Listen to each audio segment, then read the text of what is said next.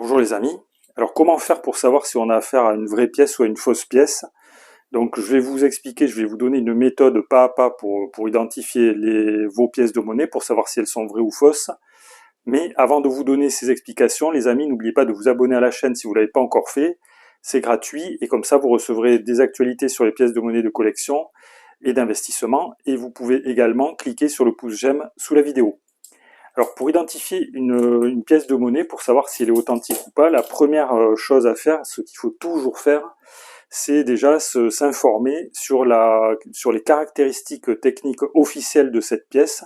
C'est-à-dire il faut savoir à quoi la pièce qu'on veut identifier est censée ressembler. C'est-à-dire est-ce que cette pièce, quel est son diamètre officiel, quel est son poids, quels sont les motifs qui vont être représentés sur la pièce.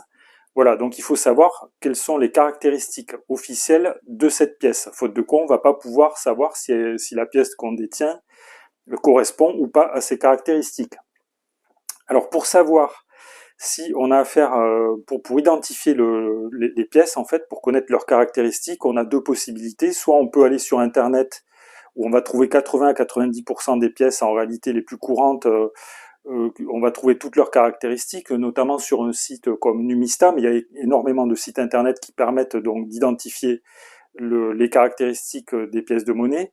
Ou alors on peut utiliser la méthode ancienne, donc les livres, c'est-à-dire c'est comme ça que les numismates faisaient avant Internet, c'est-à-dire qu'ils utilisaient des livres comme celui-ci par exemple. Alors ça c'est le livre qui répertorie, enfin un des livres qui répertorie les pièces en francs, et donc par conséquent on va pouvoir trouver dans ce livre ces pièces de 50 francs Hercule, et on va pouvoir savoir à quoi elles sont censées ressembler.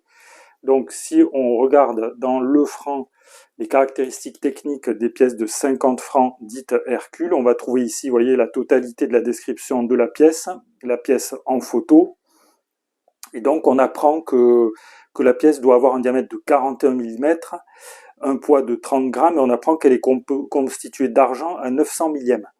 Voilà, donc, et puis là, vous voyez qu'on a tous les motifs de la pièce. Donc déjà, on peut commencer par regarder un petit peu si les motifs de notre pièce et ceux de la pièce de référence correspondent. Et si c'est le cas, on va pouvoir procéder à plusieurs mesures. Donc on va pouvoir déjà mesurer le diamètre de la pièce ici. Donc on va regarder cette pièce si elle fait bien 41 mm. Donc apparemment, oui, c'est bien le cas. Ensuite, on va peser la pièce. Donc je vais utiliser pour ça une petite balance qui n'est pas tout à fait bien étalonnée. Je vous le dis, elle a un peu plus de 0,1 g en trop. Donc je pèse la pièce. Voilà, donc elle fait 30,10 g. Et si on procède à la pesée de la deuxième pièce, ici, on voit que la deuxième pièce, en fait, elle ne pèse que 25,32 g. Donc a priori, on va dire que cette pièce ici est une vraie pièce, elle a les bonnes caractéristiques, et celle-ci n'est pas une vraie pièce.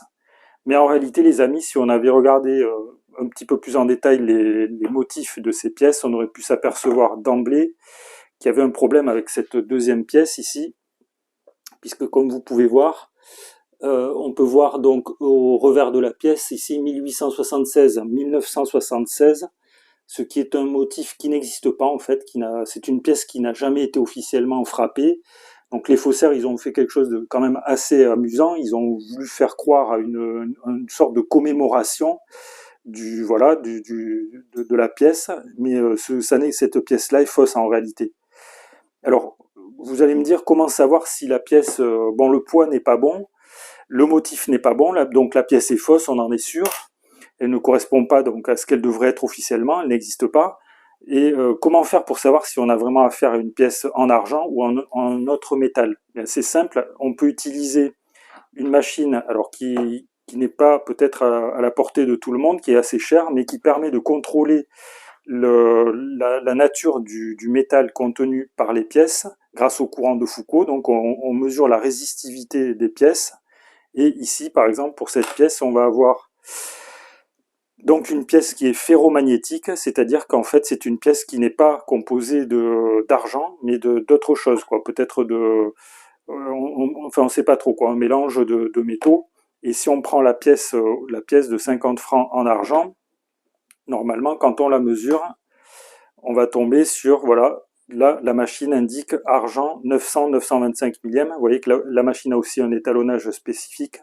Et elle précise matériaux en cuivre, nickel. Donc vous voyez qu'on a quelque chose qui correspond tout à fait avec les caractéristiques officielles de la pièce, puisqu'on a une pièce qui est censée être en argent à 900 millièmes, c'est-à-dire en argent pur à 90%. Et donc la pièce est bien une pièce en argent. Donc on a affaire à une vraie pièce de monnaie officielle en fait, voilà. Alors qu'ici on a affaire à un faux. Alors voilà les amis, donc je récapitule. Pour identifier une pièce de monnaie, pour savoir si votre pièce elle est vraie ou fausse, il faut procéder à différentes étapes de vérification. La première chose, on vérifie la nature exacte de la pièce officielle, telle qu'elle est censée être à la sortie de l'usine, on va dire. Voilà, à partir de là, on a donc les caractéristiques à laquelle la pièce qu'on cherche à identifier donc doit correspondre. Ensuite, on va pouvoir donc mesurer le poids de la pièce à l'aide d'une balance. On peut mesurer le poids de la pièce à l'aide d'une petite balance électronique.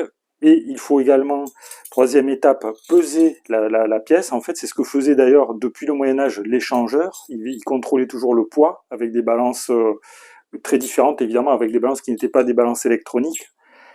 Et ensuite, on va regarder les motifs. On va regarder les motifs qui sont représentés sur la pièce. D'ailleurs, peut-être on pourrait commencer par là. Si on s'aperçoit que les motifs sont pas normaux, déjà, ça peut mettre la puce à l'oreille. On peut se dire, bon, ben, si le motif correspond pas, c'est qu'il y a un souci. Ensuite, on va pouvoir éventuellement, si on dispose d'une machine comme celle-ci, on va pouvoir contrôler le contenu métallique de la pièce. Donc malheureusement, ce genre de machine, c'est assez cher et c'est pas à la portée de tous les collectionneurs. Mais sachez que vous pouvez peut-être aller voir un professionnel et qui lui vous dira si vous avez affaire à une pièce authentique ou à une fausse pièce. Voilà, la dernière étape en fait, c'est celle-là. Ça consiste à demander un avis autorisé, on va dire, c'est-à-dire d'aller voir une personne ou même plusieurs personnes à la limite, pourquoi pas, qui vont vous donner leur avis, qui vous diront si vous êtes en possession de pièces authentiques ou de fausses pièces de monnaie. Voilà les amis ce que je pouvais vous dire. Donc vous pouvez déjà commencer à observer vos pièces de monnaie en suivant les différentes étapes. Donc la pesée, la mesure, l'identification des pièces, voilà. Donc c'est à vous de jouer. J'espère que la vidéo vous a intéressé. Vous pouvez, si vous avez des questions, des remarques ou des commentaires, vous pouvez les faire dans le fil de discussion. Abonnez-vous à la chaîne et n'oubliez pas de cliquer sur le pouce j'aime sous la vidéo. Merci et à bientôt pour de nouvelles vidéos.